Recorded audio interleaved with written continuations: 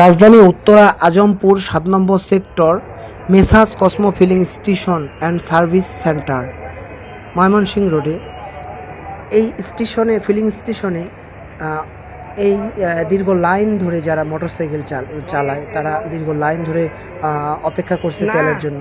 অন্যদিকে দেখা যাচ্ছে যে কর্তৃপক্ষর নিজস্ব কিছু লোক আছে যারা ৫ লিটার ১০ লিটার করে জারে করে নিয়ে যাচ্ছে। আসলে আমরা গোপন ভিডিওর মাধ্যমে যে জিনিসটি আপনাদের দেখাচ্ছি সেটি হলো যে এই ফিলিং স্টেশনের যে কার্যকলাপ আমরা দেখতে পারতেছি যে এখানে মনে হয় ম্যানেজার বসা। এই যে ম্যানেজারকে আপনারা দেখতে পারতেছেন। অন্যান্য যারা আছে তারা এখান থেকেও বাইরে আছে।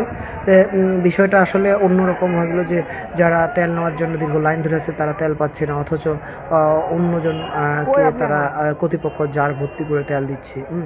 এটা আসলে প্রশাসনেরও দৃষ্টি আকর্ষণ করার দরকার এবং মালিক পক্ষের বিবেচনা করার দরকার।